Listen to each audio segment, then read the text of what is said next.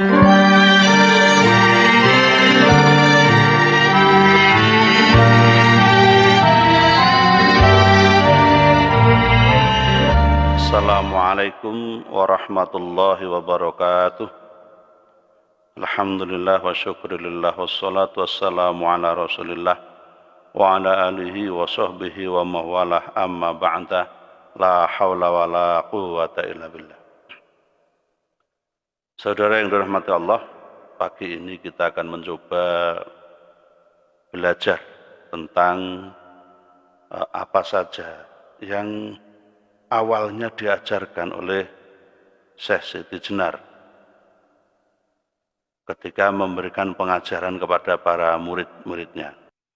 Bahwa dikemukakan di dalam serat Syekh Siti Jenar, ketika Syekh Siti Jenar mengajarkan tentang agama kepada para pengikutnya, para muridnya, maka yang pertama kali diajarkan oleh Syekh Siti Jenar itu adalah tentang asal-usul kehidupan, atau sering kita dengar istilah sangkan paraning dumadi.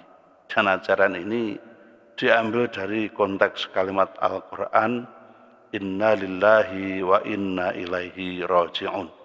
Sesungguhnya segala sesuatu itu berasal dari Allah, dan sesungguhnya segala sesuatu itu hanya kepada Allah dia kembali.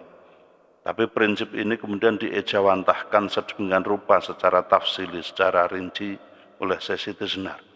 Dan ini sebagai pokok tauhid yang beliau ajarkan. Jadi sebelum mengajarkan tentang praktek ibadah, kemudian tentang muamalah tata kemasyarakatan, diberikan landasan dulu tentang tauhid, tentang makna hidup, tentang tujuan hidup, dan kemana dia akan pergi.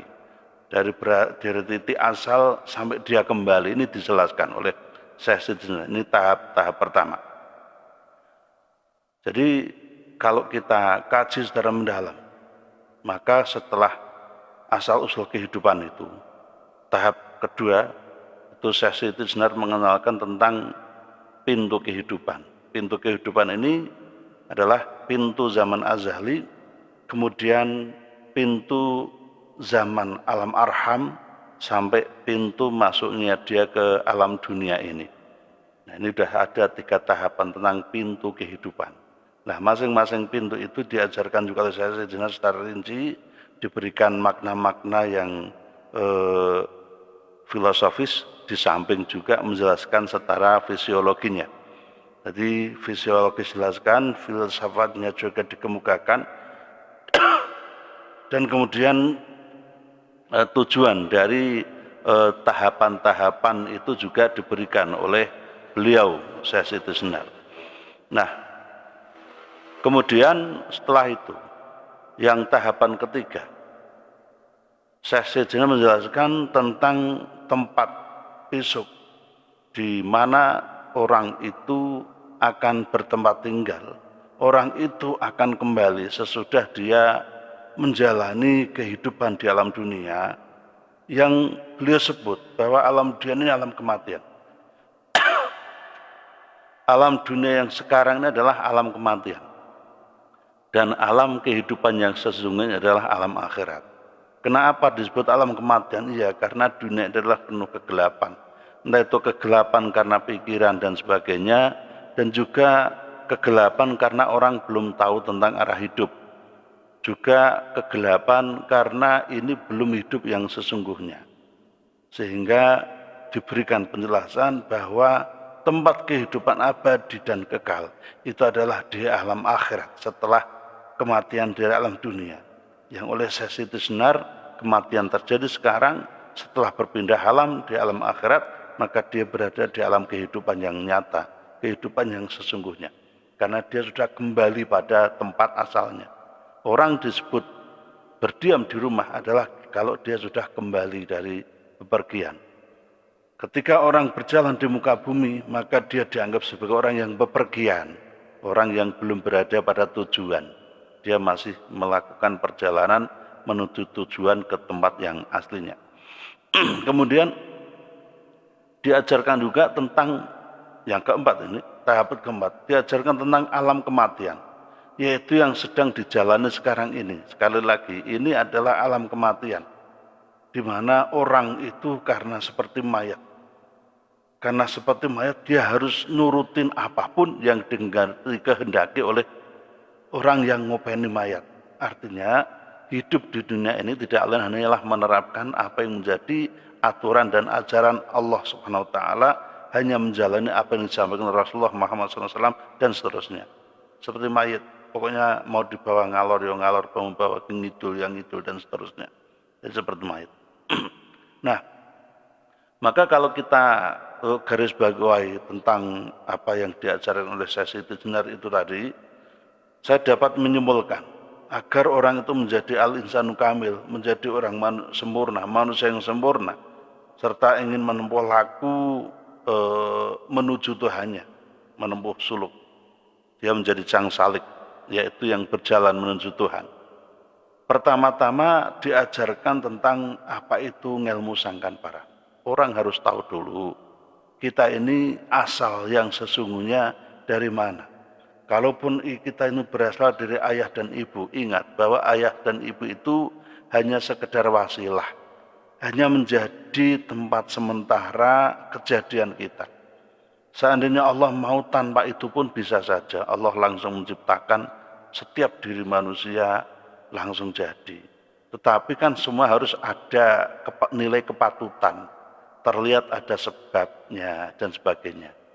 Juga ada tanda-tandanya. Ini semuanya adalah nilai-nilai kepatutan. Tetapi nilai-nilai kepatutan itu tidak bisa membatasi kekuasaan Allah. Nah, ini yang kita harus ingat, tidak bisa membatasi kekuasaan Allah. Kemudian yang kedua, langkah berikutnya, setelah diajarkan tentang asal-usul kehidupan, maka disampaikan materi tentang hal-hal yang berkaitan dengan kehidupan itu sendiri. Cara menempuh lakunya kehidupan. Ini juga disampaikan. Nah, ini disebut pintu kehidupan. Pintu kehidupan itu adalah bagaimana kita mempersiapkan ke alam hidup yang abadi, hidup yang sejati, yaitu alam akhirat. Artinya sekarang ini hanya semacam mazru'ah saja. Disebut mazru'atul akhirah. Dunia itu hanya mazru'atul akhirah. Tempat untuk mencari pintu kehidupan. Melalui pintu yang benar, maka kita akan memperoleh kehidupan yang benar. Tetapi kalau pintunya sudah salah, maka dia akan menempuh kehidupan di sana. Nah, itu juga akan di tempat yang tidak semestinya atau tempat yang salah. Kemudian langkah berikutnya adalah bahwa ditunjukkan kemana manusia besok itu akan hidup di alam berikutnya. Maka sering dikemukakan di kalangan tasawuf itu, seorang mukmin belum akan meninggalkan dunia ini. Orang sengaja menyebut meninggal dunia, bahasanya meninggalkan dunia. Jadi sebenarnya meninggalkan tarkut dunia, meninggalkan dunia itu ya bisa saja orang menyebut mati untuk alam sekarang, tetapi menuju kehidupan yang berikutnya. Pada alam kehidupan berikutnya itu kan ada tempat yang disediakan. Seorang mukmin belum akan meninggal dunia ketika dia belum tahu tempat, belum ditunjukkan oleh Allah tempatnya di mana dia akan bertempat tinggal. Ini dipahami betul para ulama tasawuf, bahwa kematian seorang mukmin itu baru akan terjadi ketika Allah memberikan tanda kepada mereka, tanda di mana tempat dia akan berdiam. Lalu yang keempat, ditunjukkan tempat alam kematian yang sedang dialami sekarang, yang sedang dijalani manusia sekarang. Ini adalah alam kematian, sehingga diperlukan kiat untuk menghadapinya agar kita tetap hidup. Agar kita tetap hidup. Maka kita ini berjalan menuju hayun daimun la yamutu abada, menuju kehidupan yang terus menerus, yang tidak akan terkena kematian selamanya. Nah, ini tentu saja persoalan spirit dan sebagainya. Dan di dalam dunia tasawuf banyak terdapat kisah-kisah tentang orang-orang yang entah disebut moksa atau apa. Juga banyak kisah juga orang yang mayatnya tidak akan busuk, mayatnya tidak akan tersentuh oleh kerusakan dan seterusnya. Ini semuanya adalah sebagai tanda-tanda kehidupan nyata di alam sana. Kemudian yang kelima adalah bahwa diajarkan tentang adanya Tuhan yang maha luhur, adanya Tuhan yang maha kuasa, di mana Tuhan itu tidak hanya berfungsi, bukan persoalan fungsi, tetapi Tuhan itu tidak hanya difungsikan sebagai semacam sarana penyembahan yang harus disembah, tidak hanya sekedar itu. Tidak hanya sekedar pemelihara kita di alam dunia ini, tapi Tuhan itu adalah pelabuhan akhir bagi keabadian manusia. Manusia yang abadi adalah manusia yang kembali kepada Tuhannya. Ilaihi rajiun. Hanya kepada ilaihil masir dan rajiun. Hanya kepada Tuhan dia akan kembali. Itulah manusia yang abadi, itulah insan kamil. Dan untuk itu maka diperlukan kiat-kiat sang salik untuk menempuh suluk menuju Tuhannya. Nah itu intisari dari pembelajaran tasawuf yang diberikan oleh Syekh Siti Jenar yang sebenarnya sangat bagus untuk kita pahami bersama. Semoga bermanfaat. Wassalamualaikum warahmatullahi wabarakatuh.